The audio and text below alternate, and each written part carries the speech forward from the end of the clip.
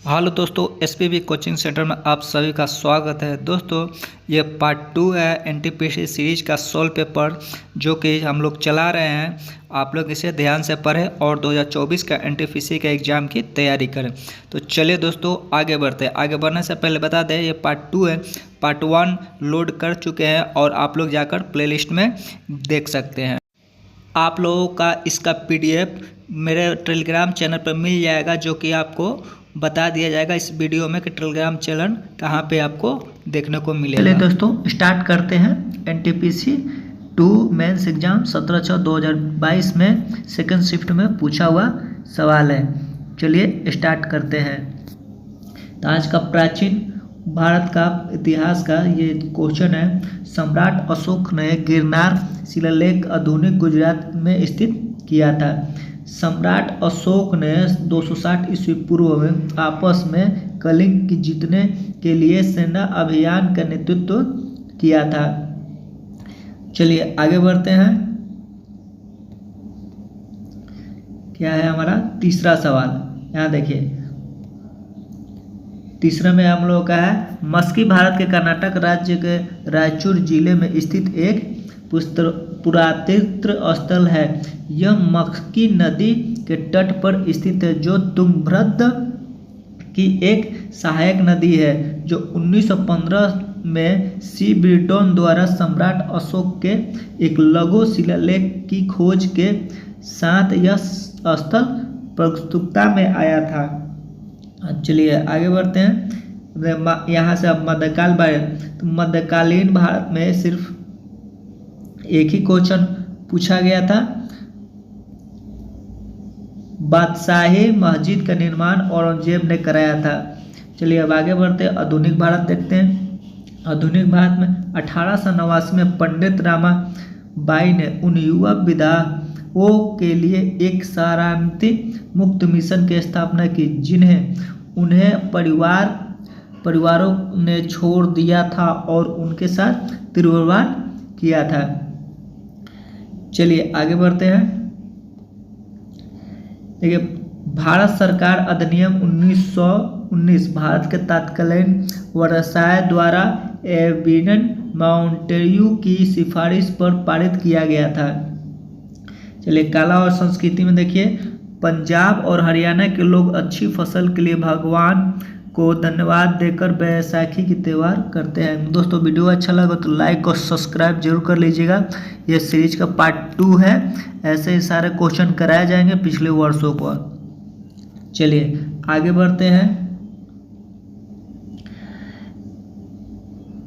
देखिए, रेंगचोंगा कीटों का चीडुम सिक्किम में नेतृत्व रूप में अनेक प्रकार के हैं। डॉक्टर संघमित्र बोध्यापध्याय एक महिला वैज्ञानिक है, जिन्होंने विज्ञान और इंजीनियर क्षेत्र में पद्मश्री 2022 में प्राप्त किया था।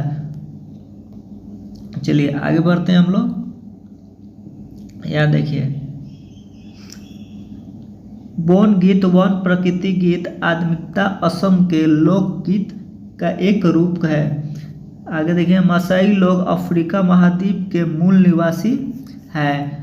भाषा के फिनोग उग्र शाखाएं भाषाओं के छंडो यूरोपीय परिवार से संबंधित नहीं रखते हैं। इस बात को याद रखिएगा। और रखते हैं दोनों पूछा गया है ऑप्शन में, रखते हैं और नहीं रखते हैं, आपको आगे देखने को मिलेगा।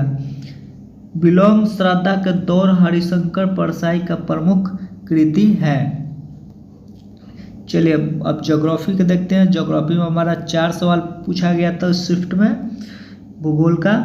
पहला है, सांभर झील भारत के सबसे बड़ी अदर्शनीय खरे पानी की झील है। भारत का अंडमान और निकोबार द्वीप समूह जलमग्न पर्वत श्रृंखला का अरकन योमा का एक उद्भरता हुआ भाग है। चुकंदर की कोई भी रेशेदार जड़ें नहीं होती है। बोरियल वन अपने शंकुधारी सदाबहार वनों के लिए जाना जाता है। चलिए आगे बढ़ते हैं। यहाँ देखिए, चिरंगा खा के कीटों पर चीडुम सिक्किम के नेतृत्व रूप में अनेक प्रकारों में है। डॉक्टर सौमित्र बोधपाय एक महिला वैज्ञानिक है जिन्हें विज्ञान और इंजीनियरिंग क्षेत्र में 2022 में प्राप्त हुआ था। ये देखिए दोनों शिफ्ट एक साथ है, ये डबल हो गया है क्योंकि ये दो बार क्वेश्चन पूछे गए हैं। इसको आप लोग ध्यान दीजिएगा। देखिए यहाँ पे अभी कराया है इसलिए क्योंकि ये डबल है, दोनों ही दो बार पूछे गए हैं 2 शिफ्ट में। चलिए आगे बढ़ते हैं। अब राज्य व्यवस्था देखते हैं। राज्य व्यवस्था और संविधान अगस्त 2021 में आवश्यक रक्षा एवं विधायक 2021 में राष्ट्रपति के सहमति पर हुआ था। राजस्थानी भाषाएं भारतीय संविधान के 8 अनुसूचित भाषाएं का हिस्सा है। आगे बढ़ते हैं। क्या हो रहा है यार, चलिए आगे बढ़ते हैं। देखिए भारत के संविधान अनुच्छेद 7 के अनुसार कोई भी व्यक्ति जो 1 मार्च 1947 के बाद भारत क्षेत्र में पाकिस्तान में शामिल क्षेत्र प्रवास कर लिया है उसे भारत का नागरिक नहीं दिया जाएगा।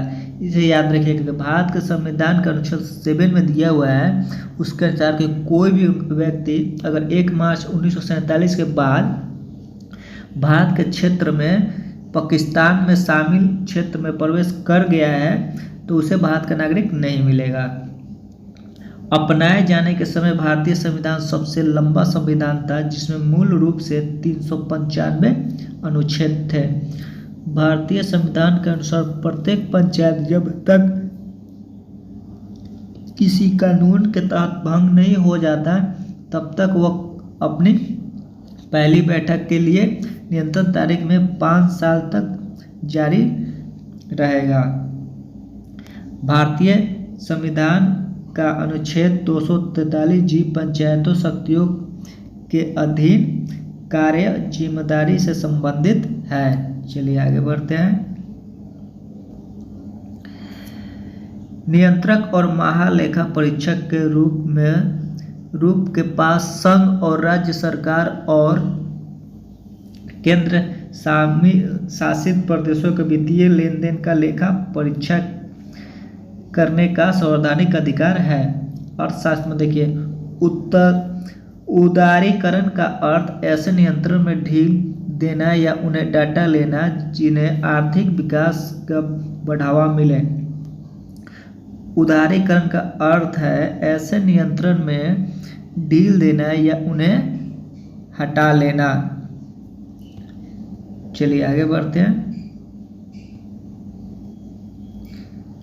जिसमें आर्थिक विकास को बढ़ावा मिले। उदारीकरण में वे सारी क्रियाएं सम्मिलित हैं जिनके द्वारा किसी देश के आर्थिक विकास का बाधा पहुंचाने वाली आर्थिक नीतियों, नियमों, प्रशासनिक नियंत्रण प्रक्रियाओं आदि का समाप्त कर दिया जाता है या उनमें शिथिलता दी जाती है। एक फर्म का कुल राजस्व वक्र फर्म द्वारा दिए गए कुल राजस्व और फर्म का उत्पादन स्तर के बीच संबंध को दर्शाता है। चलिए आगे बढ़ते हैं। यहाँ देखिए भारत की पंचवर्षीय योजना 1947 से 1979 की अवधि के लिए रोजगार स्तर बढ़ाने के गरीबी कम करने और आत्मनिर्भरता प्राप्त करने का उद्देश्य से तैयार किया गया था। भारतीय रिजर्व बैंक के केंद्रीय बोर्ड में किसी भी समय अधिकतम 4 पूर्णकालीन डिप्टी गवर्नर हो सकते हैं। काउंसिलियन मल्टीप्लायर थियरी में कहा गया है कि सरकार जितना अधिक खर्च करेगी अर्थव्यवस्था उतना ही आगे बढ़ेगा। चलिए ये देखिए यहाँ पे फिजिक्स से एक सवाल आए थे। मनुष्य के लिए ध्वनि का श्रवण सीमा लगभग 20 से 20,000 तक होती है। चलिए यहाँ देखिए रसायन विज्ञान अमोनियो नाइट्रोजन और हाइड्रोजन द्रव्यमान के हिसाब से 14.3 के अनुपात में मौजूद होते हैं। जीव विज्ञान विटामिन डी की मदद से कैल्शियम और शरीर शरीर में बनाए रखने की मदद मिलती है, जो हड्डियों की मजबूती के लिए आवश्यकता होता है, जिसके अभाव में हड्डी कमजोर होती है, वो टूट भी सकती है। चलिए विविध में पढ़ते हैं आगे। 16वें G20 शिखर सम्मेलन में रोम ने आयोजित किया था। भारत की निजामुद्दीन वस्तु परियोजना के दिसंबर 2021 में सांस्कृतिक विरासत संरक्षण के लिए यूनेस्को एशिया प्रशांत का पुरस्कार जीता था।